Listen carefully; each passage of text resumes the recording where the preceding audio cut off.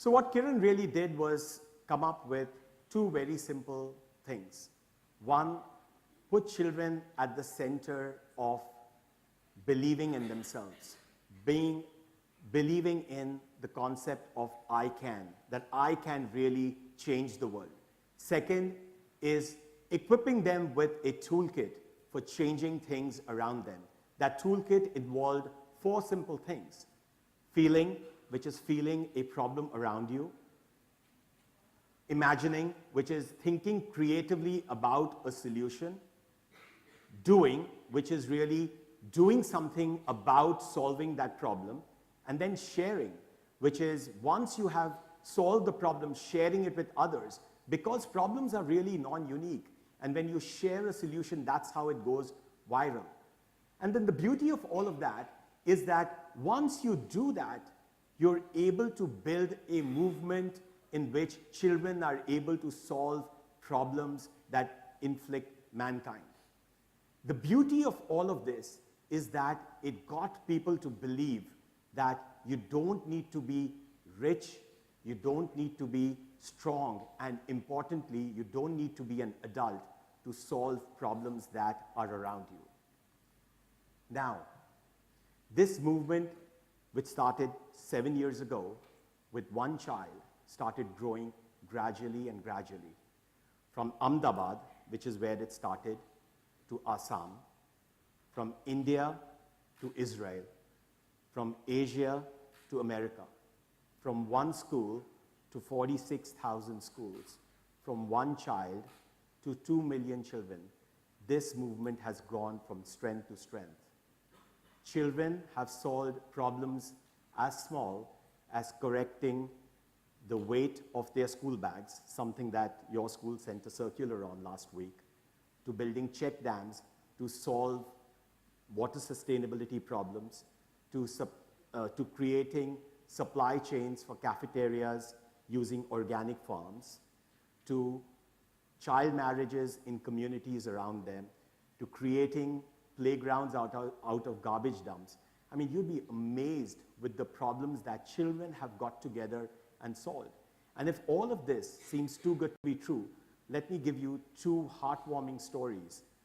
The first, if those of you who may have picked up the Times of India today would have read a really amazing story this morning of a case in Tamil Nadu where a child has lost his hearing because of corporal punishment. Now, I know, you children are really lucky because you come to a school where corporal punishment is banned, but corporal punishment is still an amazingly rampant problem through the rest of India. And it's a very, very important problem to solve because in corporal punishment, we are seeding violence in our children, and that violence then manifests itself as violence in adults as those kids grow. A small school in Chennai decided to do something about this and aspired to solve the problem of corporal punishment through the rest of Chennai. Were they successful?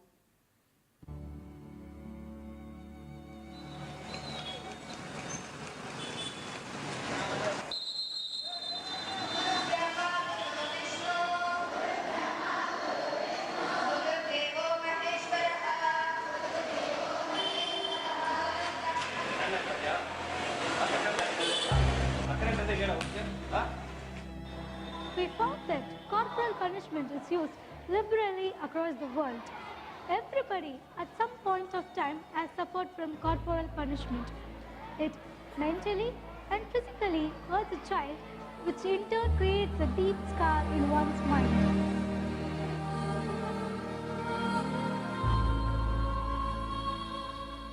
We went to the library to study the impact of the corporal punishment on the child. Then we went to many schools and met principals and teachers. We went to the psychiatrists and psychologists to know the impact of the corporal punishment on the child's mind. It affects the children, it makes them feel insecure and it makes them feel like there is no one to care for me. After all this research, we categorized punishments into two, intentional and unintentional, and came up with creative solutions.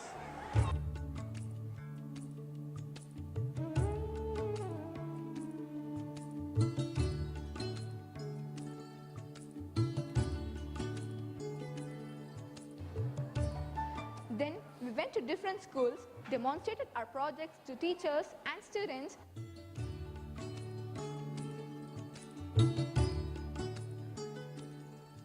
and gave our devices for their implementation.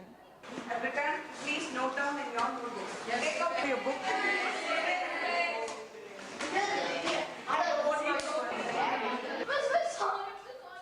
I do not expect that I'll get yellow card. Previously, we have to spend a lot of energy shouting at them. Now, if you show the card, they can understand what impact it will have on them.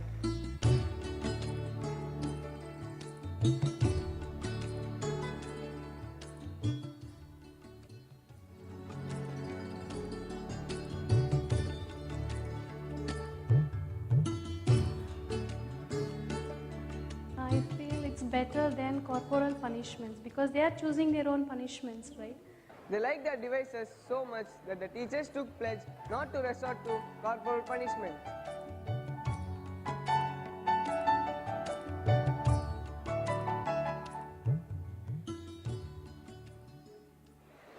From tomorrow onwards, I won't bring any stick.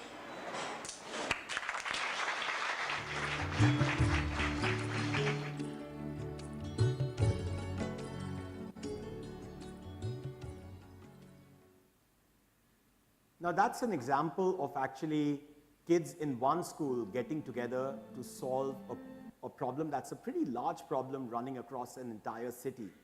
But no problem is too big to solve. Often, even the smallest problem is worth focusing on. And let me give you a story of a really heartwarming story of kids getting together in a small village in Gujarat and solving an amazing problem.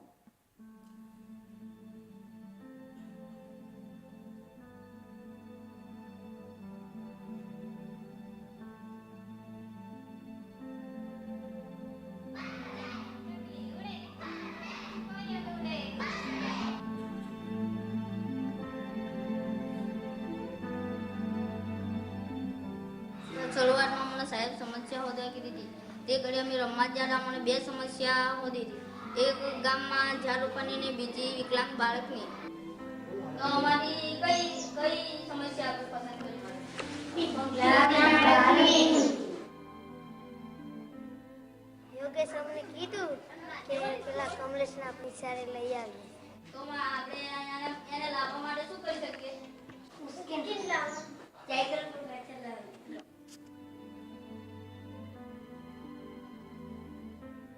ભાંગી પછી અમે મોટી cycle ઉપર મેકવા જઈએ અને લેવા જઈએ કાં તો ઊંચકીને લઈ આવે ઊંચકીને મેકવા જઈએ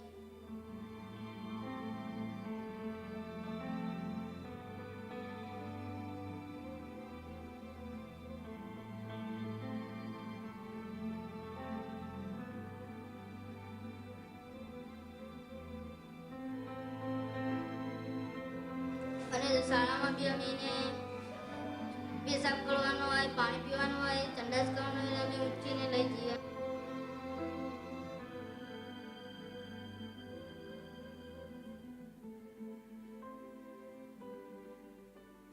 બપોરે બી અમે ખાવાનો ટાઈમ થાય તો અમે ખાવા બેસાડીએ અને ડીશ આપીએ અને પાણી આપીએ અને ડીશ ધોઈને અમે બેસાડીએ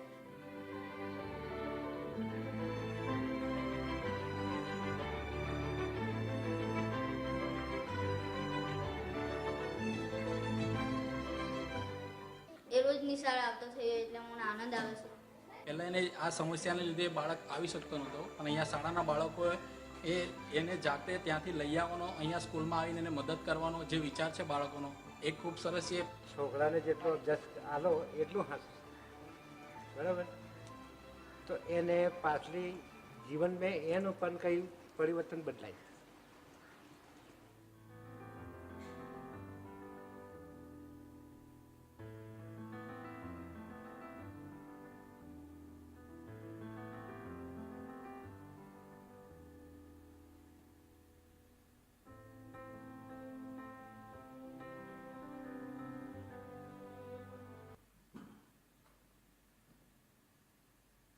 So clearly, I mean, even these were 4th, 5th grade students. I mean, even they are capable of extraordinary change. and even that one life really, really matter.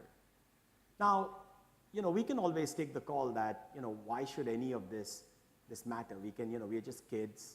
We can even be selfish about things and defer this to some point in the future. So, why change things today? Let me leave you with two thoughts on why we should change things today.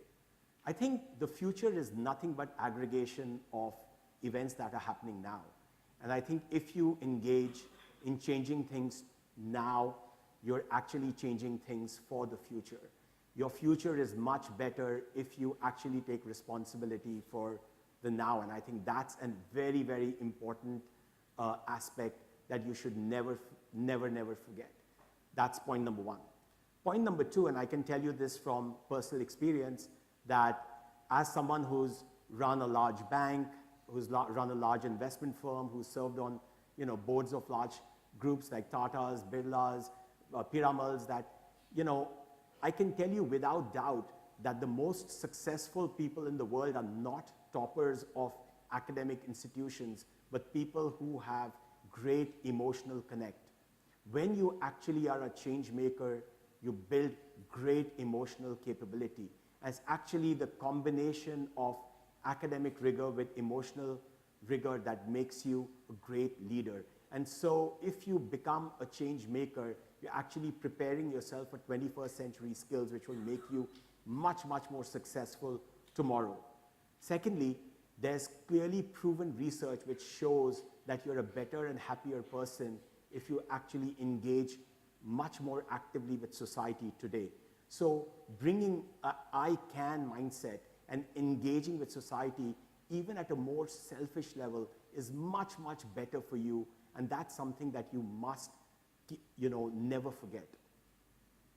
Now, this is not just my words. I'm actually going to take you to people who've actually done deep research on this, starting with with a legendary person, Howard Gardner, who runs the Harvard School of Education, who will tell you in his own words why this is important.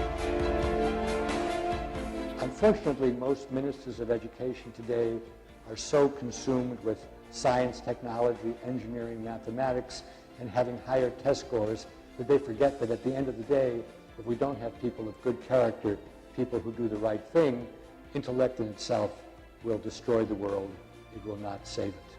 So here's to design for change. This is the only initiative that I have heard of in the world where once the initiative is announced, the power is transferred totally to the children. I love about this conference is the fact that it's completely student-led. Children leading the world, and you see that happen at this conference. Just look at them. You think these are just children? Think again. Because these children have great power. They have the power to reduce the weight of their school bags, the power to care for the elderly, the power to stop child marriages, the power to build dams. And how are they doing this?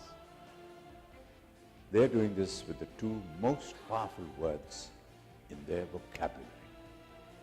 I can. At Design for Change, we don't see them as children. We see superheroes, a new generation of superheroes. And these superheroes are telling us that they are not the future, they are the now. So what are you waiting for?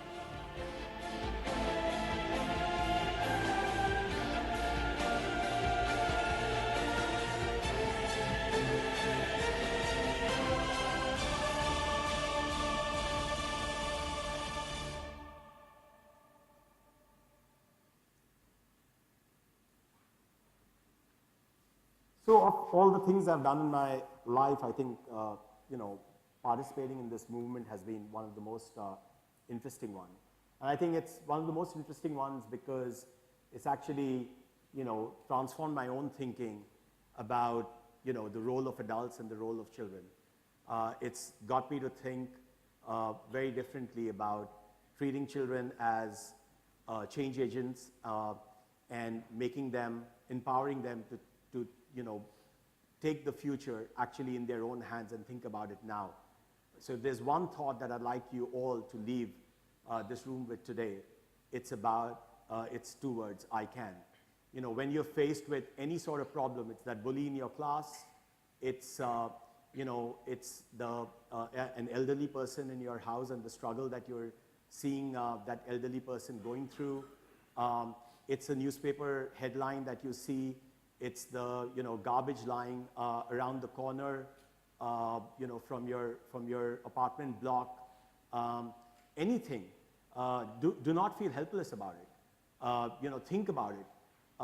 Engage with someone around you. It could be a friend, it could be a parent, it could be a teacher, but think about it. Engage with people. But most importantly, have the self-belief that you can actually do something about it.